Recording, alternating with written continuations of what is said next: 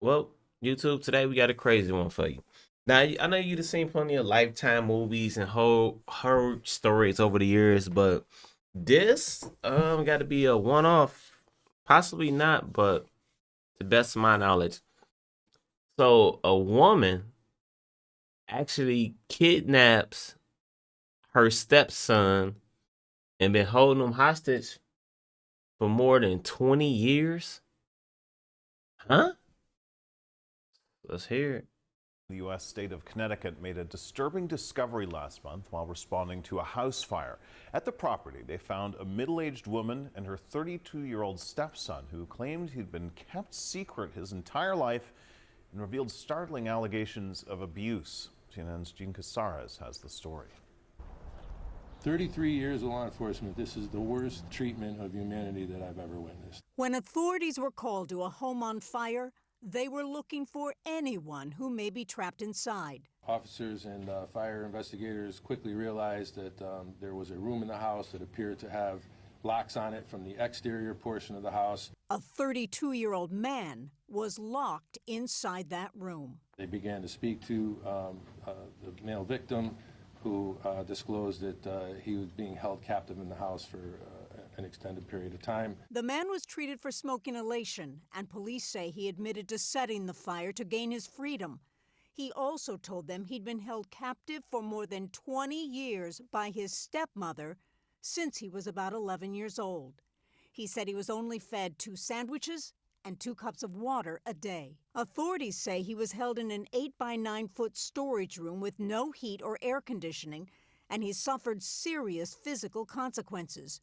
According to a police affidavit, the 32-year-old is 5 feet 9 inches tall and just 68.7. Off rip, I got a bunch of questions. And so obviously the woman has some mental illness. And this was the stepmom. I mean, I want to know what happened to the original, the biological mom, biological dad, other family members. And it's crazy. Like, how did this guy go missing all these years and nobody was looking for him or questioning her? It's like so many questions. Physical therapy that he'll have to go through. There's a lot of healing that he'll have to go through. According to law enforcement, authorities went to the home twice in April of 2004. The first visit was a welfare check requested by the Department of Children and Families. Officers went to the house. The house was clean. It was lived in. They spoke to the victim at that point in time, and there were no cause for any alarm. Later that month, the family attempted to file harassment charges because the school district continued reporting the family to DCF. The affidavit says after that, his stepmother pulled him out of school. It's just unfathomable that anyone could treat someone this way. The alleged victim says he wasn't allowed to use the bathroom and instead had to use bottles and newspaper. His stepmother, Kimberly Sullivan, was arrested on charges of assault, second-degree kidnapping, and first-degree unlawful. Yeah, she make it the broke bitch Chronicles. Get the award she need to get. God damn.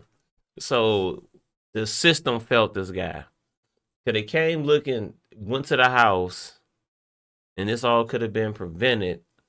So what I gotta say, if it was a female missing and it was a guy they was questioning, they'd have been way more aggressive. But since it was vice versa, this was the outcome. Lawful restraint. Her attorney says the allegations against her are not true. Absolutely not true. He was not locked in a room. She did not restrain him in any way. She provided food. She provided shelter. She is blown away by these allegations. Gene Casares, CNN, New York.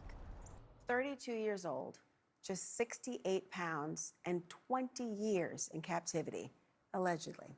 An emaciated Connecticut man's physical appearance so horrifying and shocking that his uncle told police, quote, "He looks like a Holocaust survivor." Damn. How did he get to this point? Who knew? And why are we just hearing about this now? Well, the man, who officials are calling male victim 1, tells police that the last time he left his family property was when he was 14 or 15 to dispose of yard waste with his dad. He says his dad and stepmom starved him and physically abused him since he was a child. And that things got so bad, he started stealing, eating from the garbage, and drinking toilet water. Whoa, whoa, whoa. So the dad was in on it? Oh, hell no. What the heck? Oh, this shit twisted. Then came the alleged confinement, a punishment, he says, for sneaking food. But things got even worse just over 1 year ago when his dad died. His stepmother allegedly became even more restrictive, deadbolting him in an 8-by-9-foot room where he says he would stay for 22 to 24 hours a day. I want you to look at this next photograph carefully. You're looking at the inside of the home where it all allegedly took place. It may be the only glimpse we get into the space where male victim 1 allegedly suffered these abuses. It's also the home he set fire to last month. He says he was done and used printer paper, hand sanitizer, and a stolen lighter to light that fire and finally get authorities' attention. Now his stepmother is facing charges of assault, kidnapping, and cruelty, but she denies any wrongdoing. Her lawyer saying, "My client maintains her innocence and looks forward to clearing her name." For more on this, let's bring in the mayor of Waterbury, Connecticut, where all of this took place, Paul Pernaruski. Hold up here. This is very alarming. Like this, whoa, whoa, whoa, whoa, what? You gotta rewind and go back over this picture. What? There's a lot to unpack here. What the fuck? So the dad was in on it. I mean, so many questions. Like, where's the rest of the family? Like, I couldn't imagine having a family member and you know they got kids, but you in contact with them, but you don't never know what happened to their kid. Wouldn't that just be weird? I mean, I understand some people that's live in these little small towns away from everybody, but that's kind of like, hey, ain't seen your kid in a long time. I mean, more questions than answers, but would nobody answer these questions? What the Jesus? Were locked from the outside. It was a dormer room. The ceiling sloped down, so there's issues around that. He was allowed out for about between 2 hours or 15 minutes in that range once a day. Was fed 2 bottles of water and 2 sandwiches a day. That's all he had.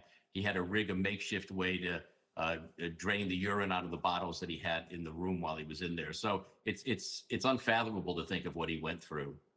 And this is somebody who's 32 years old now. I mean, the arrest warrant in that he alleges that he was held captive in that house since he was 11.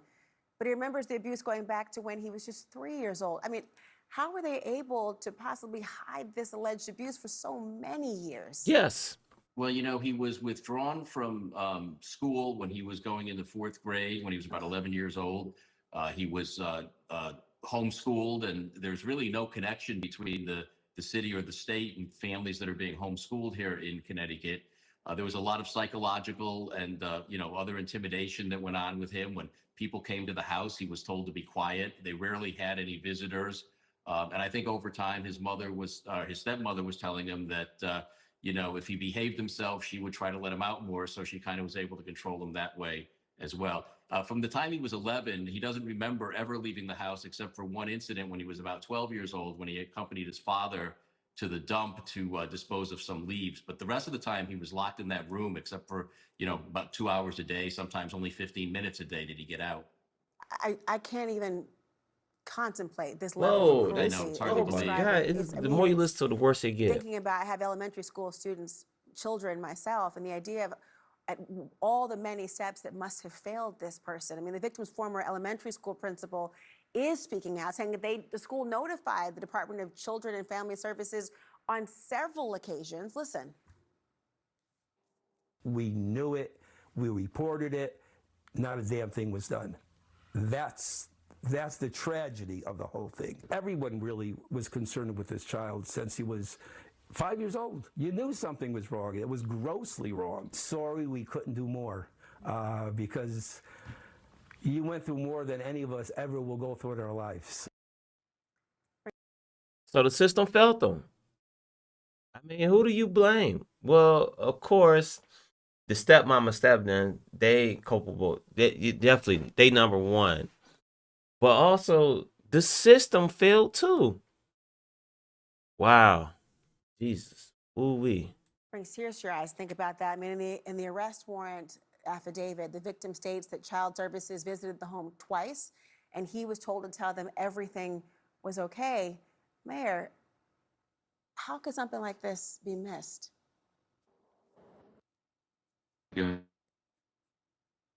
We do know they were called twice. That was the point at which he ended up being homeschooled. So that's when he withdrew from the system. There was no more connection with him. At one point, shortly after he was homeschooled, we do know that some of his former classmates were concerned because they didn't see him any longer. They called DCF. They contacted the Waterbury Police Department.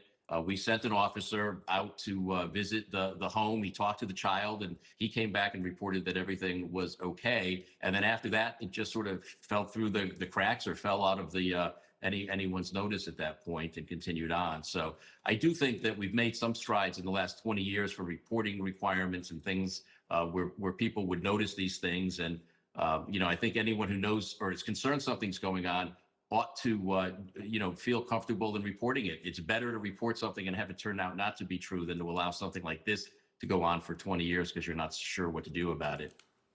So Wow. true. Just imagine the lives that you could save and what so Right. many might be enduring. Mayor Paul Pernaruski, thank you. We'll be following this story. Wow. This story, we gotta do a part two to this. Gotta dig deeper into this.